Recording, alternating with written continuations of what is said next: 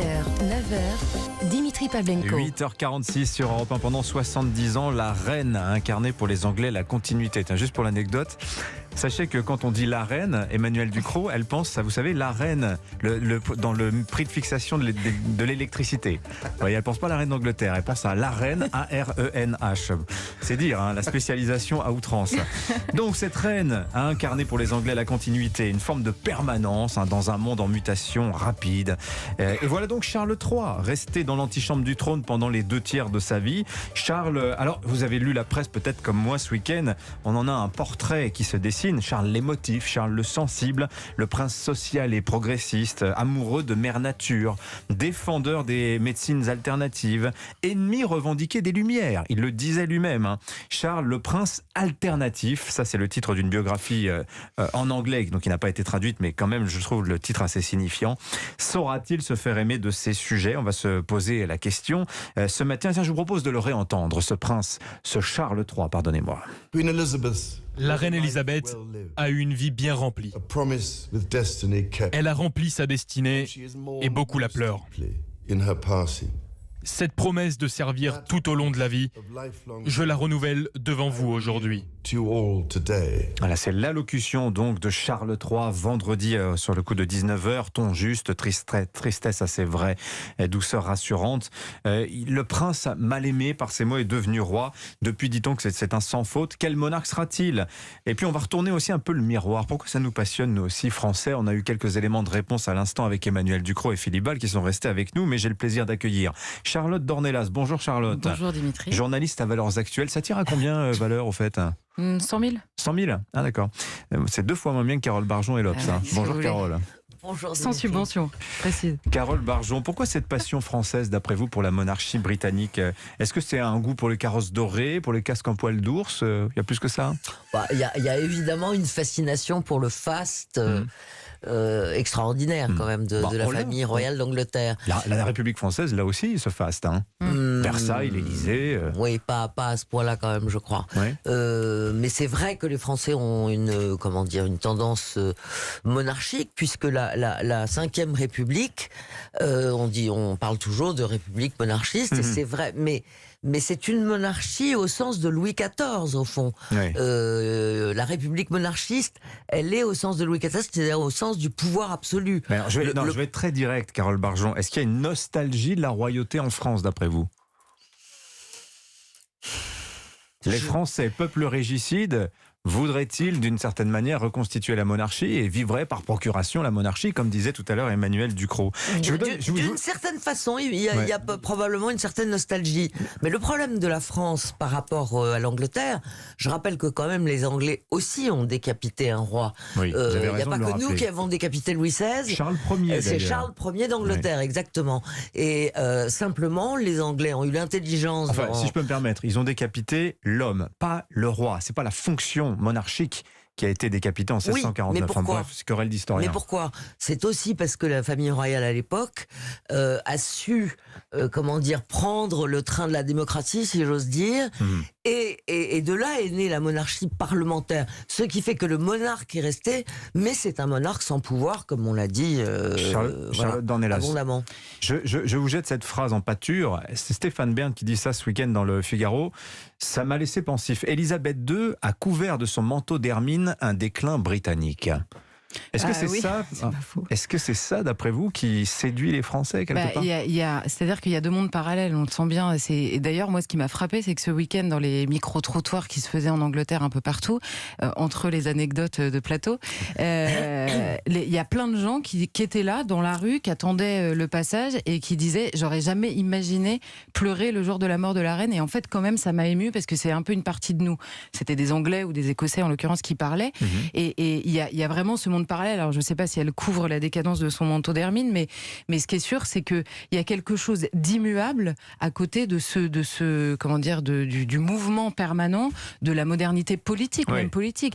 Mais moi, la différence sur la question de la nostalgie du régime lui-même, je pense que c'est une nostalgie qui n'est pas spécifiquement française. C'est dans le modèle politique, quand on se projette sur la question du rapport à la verticalité. Je vais vous citer la phrase d'un autre monarchiste français, en l'occurrence Thierry Ardisson, qui a écrit un bouquin, qui a écrit un livre qui s'appelle Louis XX, dans lequel il disait quelque chose d'assez marrant, moi, qui a retenu mon attention, on va dire. Il dit le problème, c'est que le basculement de la monarchie à la démocratie ou à la République telle qu'elle est aujourd'hui, telle qu'elle fonctionne, c'est-à-dire l'appel au peuple pour élire le chef, c'est-à-dire que vous avez 2 équipes, en l'occurrence vous en avez 15, c'est-à-dire les partis politiques, et il dit vous choisissez une personne, un chef parmi les 2 équipes. C'est-à-dire que comme si dans un match, l'arbitre venait d'une des 2 équipes.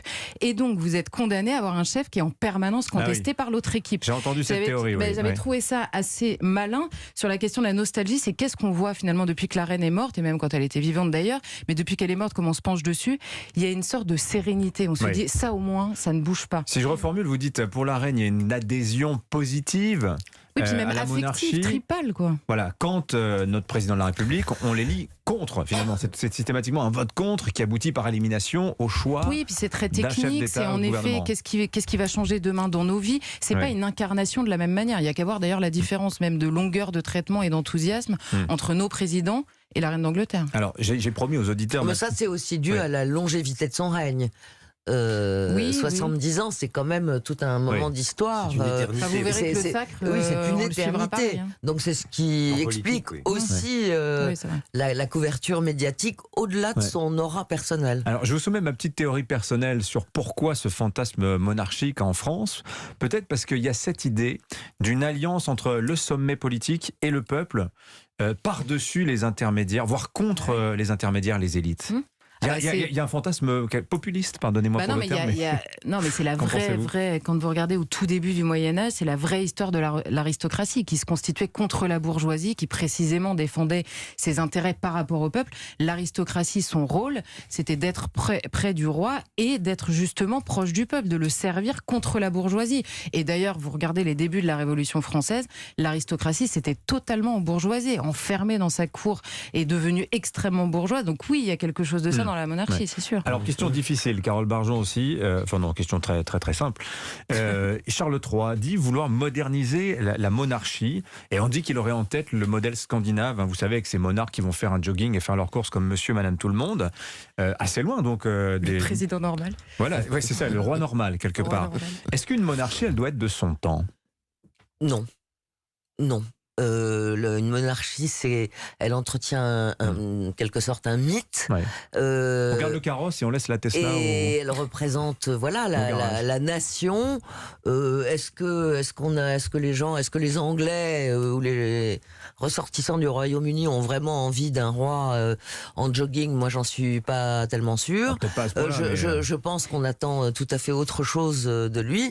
C'est qu'il incarne précisément la nation, la permanence de la nation, parce que c'est ça qui compte en Angleterre, la stabilité, le fait qu'il peut y avoir des tas de problèmes en politique, le Brexit par exemple, l'épidémie de Covid, on se souvient de l'intervention de la reine, elle était venue, elle avait prononcé quelques mots, c'était très court, mais il y avait quelque chose de rassurant, et c'était en gros, dans les temps de crise, dans les temps difficiles, nous sommes là.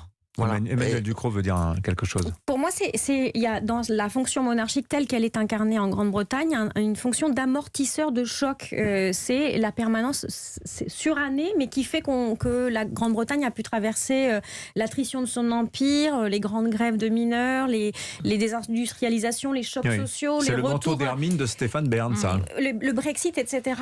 Tout ça, ce qui était quand même des ruptures incroyables. Et il y a ce ciment derrière qui ne bouge pas. Et je pense que c'est effectivement extrêmement rassurant. C'est cette idée de la permanence derrière. Alors oui, moi je pense que pour répondre à votre question aussi, Dimitri, je pense que la royauté doit rester un truc spectaculaire, hors du temps, éternel. Sinon ça marche pas. Si la royauté, la Scandinave, s'il devient un roi à la Scandinave, il va s'exprimer, par exemple sur certains sujets comme il a déjà fait. Et c'est pas très intéressant. Médecine douce, enfin toutes ces imbécilités. C'est-à-dire que le roi ne peut pas dire d'imbécilité. Il vaut mieux qu'il reste hiératique et dans le protocole. Oui, très intéressant ce que vous dites. Ouais. Le roi ne peut pas dire de banalité. Enfin, en même temps, la reine n'a dit des banalités, mais des banalités profondes. Mais les imbécilités, c'est grave. Oui, mais je pense Moi, je pense que Charles III, donc, il faut jamais oublier que, au fond, ce sont les gens qui sont souvent les gens qui sont sous-estimés au départ, qui sont pour les médecines ne douces, peuvent que surprendre positivement. Et donc on sait très bien que le prince Charles avait l'habitude de s'exprimer sur tout un tas de sujets, l'architecture, à Londres par exemple, les médecines douces, le changement climatique, et même la financiarisation du capitalisme. Il voulait un nouvel ordre économique mondial, mais en devenant roi, je veux dire, on sait que c'est quand même aussi quelqu'un de fin et intelligent, et il sait très bien que sa fonction va l'obliger à ne prononcer que quelques mots, quelques propos, de temps en temps, à la manière de ce que faisait sa mère. Et bien on va y gagner. Petit paradoxe d'ailleurs entre les Français et les Britanniques. La monarchie britannique est une famille de gens normaux, finalement, une famille exceptionnelle mais constituée de gens normaux, qu'on aime pour cela, tandis qu'en France, c'est dans la masse des gens normaux, dans la masse du peuple, qu'on cherche l'être exceptionnel qui est censé nous guider, le fameux homme providentiel. Oui, il y a une différence de taille qui n'est pas liée à l'Angleterre et la France, mais là encore une fois beaucoup plus au régime, c'est que vous êtes né, regardez, le mot qui revient en permanence, c'est au service. Elle était au service, lui, les premiers mots qu'il dit, elle a été au service, je serai au service, etc. Vous êtes né et vous êtes éduqué pour ça. Ça fait une différence monstrueuse. Vous vous tirez pas par rapport aux autres en vous disant finalement j'ai les compétences bien meilleures que les autres, je vais arriver. Pour arriver au pouvoir chez nous, c'est une histoire d'ambition personnelle, donc c'est très injuste finalement, de la même manière que quand vous naissez dans une famille qui est faite pour servir. Pas beaucoup plus enviable, mais... Merci Charlotte Dornelas. Valeurs actuelles, 100 000 exemplaires. Carole Bargeon, l'Obs 200 000. Il va falloir remonter un peu. Tiens qu'à vos auditeurs de faire monter les ventes. Il faut le dire et le répéter. Merci Philippe. On n'a pas dû demander l'opinion. Emmanuel Ducrot, tiens, elle nous aurait dit ça.